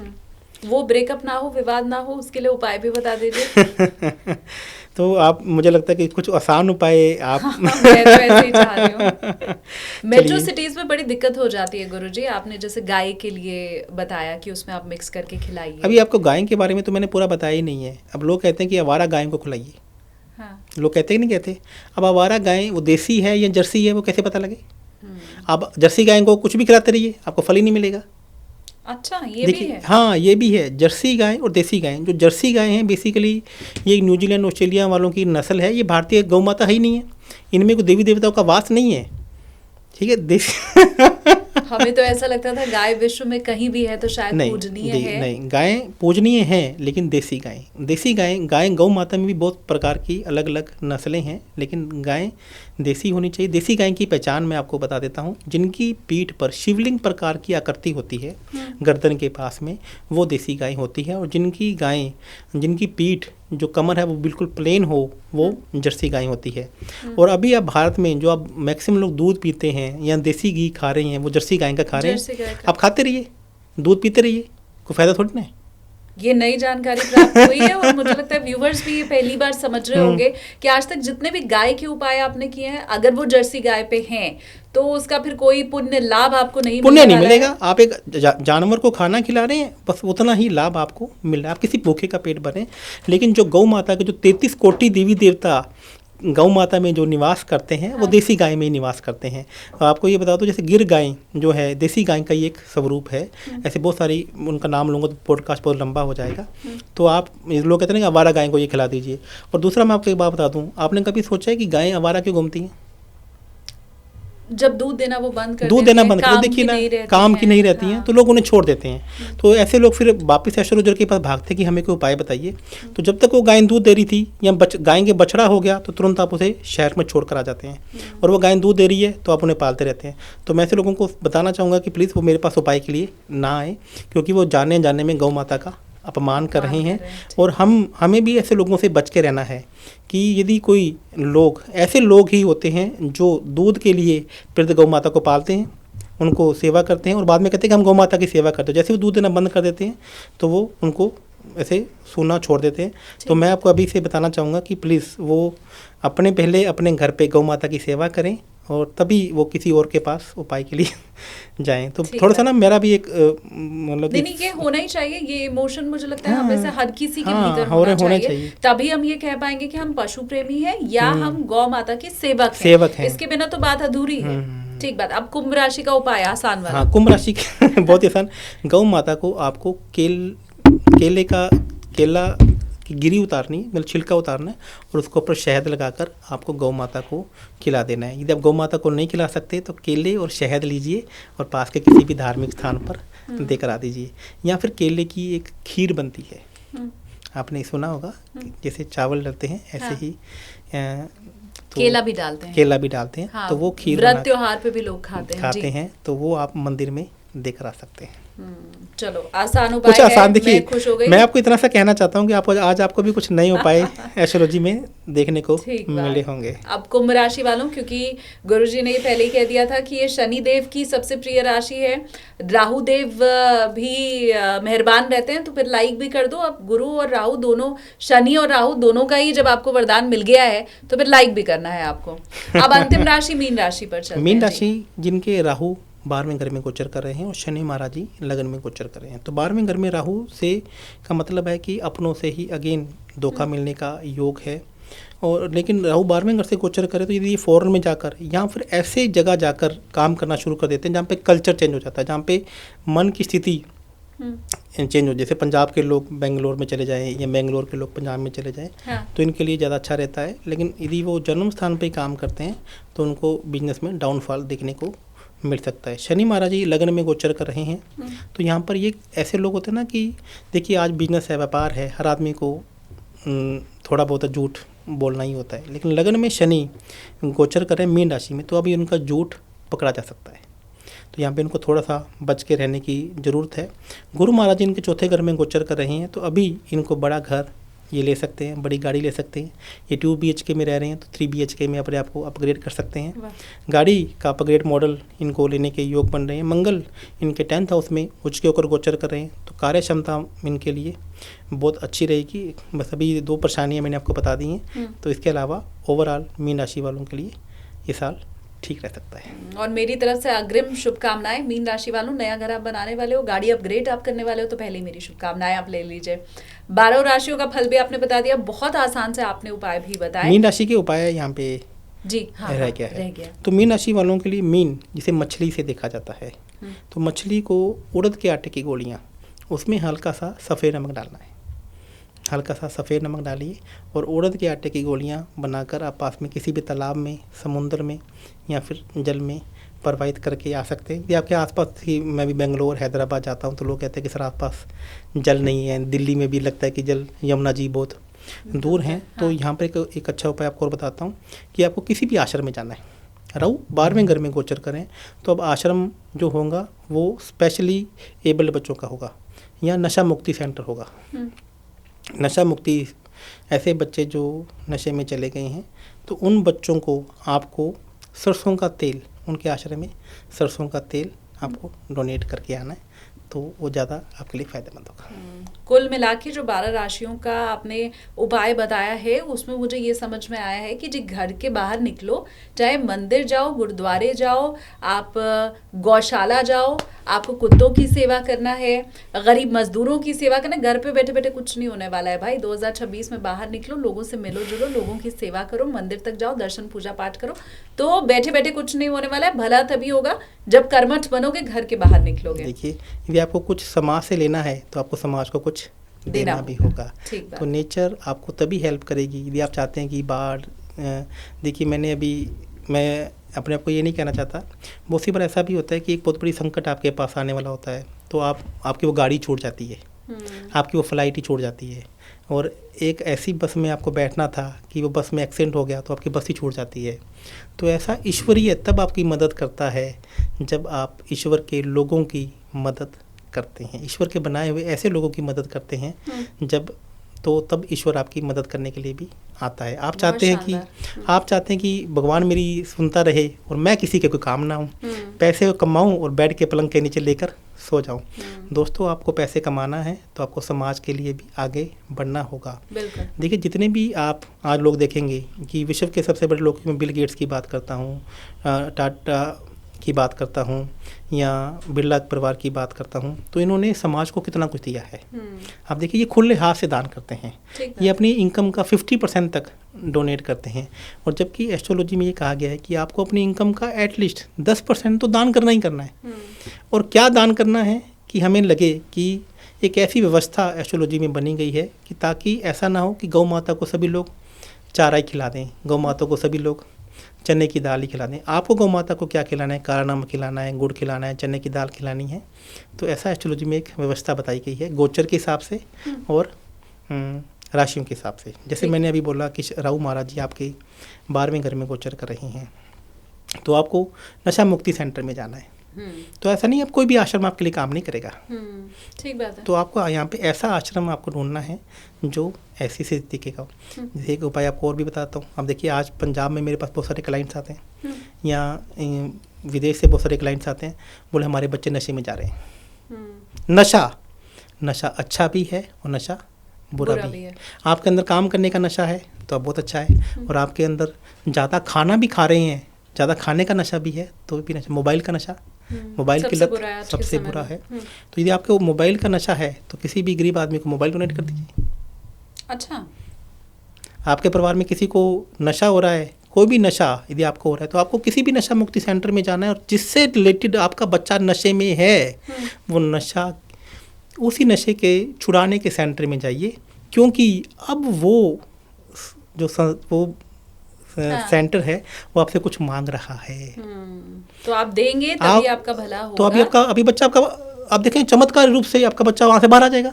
ठीक है। जिस भी नशे में यदि कोई शराब से परेशान है, आपका पति पी रहा है, या शराब छुड़ाने के सेंटर में जाइए और वहाँ पर वही शराब को डोनेट करके आना है जो, या वहाँ पे उन लोगों को वो चीज़ें, खाने की चीज़ें डोनेट करके आनी है जो वह पति आपका परेशान है। तो आप देखेंगे कि चीज़ें बाहर आ जाएगी। कुल मिला के प्रकृति से आप अगर कुछ ले रहे हैं तो वापस लौटाना भी पड़ता है। आप ज़्यादा कुछ नहीं कर सकते हैं तो मुझे लौटाने के लिए आप लाइक कर दीजिए, कमेंट कर दीजिए। आपको काम का ये पॉडकास्ट लगा है तो आप उसे शेयर कर दीजिए। ये भी देखो वही हुआ, इस हाथ दे उस हाथ ले वाला हुआ। आपको यहाँ से ज्ञान मिल रहा है तो आप लोगों तक भी पहुंचाओ, शेयर करो, लाइक करो, कमेंट करो। जी, यदि आप भी पॉडकास्ट में चैनल में माध्यम से बढ़ना चाहते हैं तो आप लोगों को लाइक और शेयर करेंगे तो आपकी वीडियो को भी लोग लाइक और शेयर करेंगे। और क्या, ये भी दान है। अब करो, आप हाथ आगे बढ़ाओ और फटाफट से आप लाइक करो, और अपना जो स्नेह है, प्रेम है, वो मुझे कमेंट सेक्शन में आप बताओ। धन्यवाद आपका गुरुजी। बहुत नई नई रेमेडीज भी आज हमें पता चली, आसान सी रेमेडी भी पता चली। 2026 में क्या होने वाला है सब हमने जाना। धन्यवाद आपका।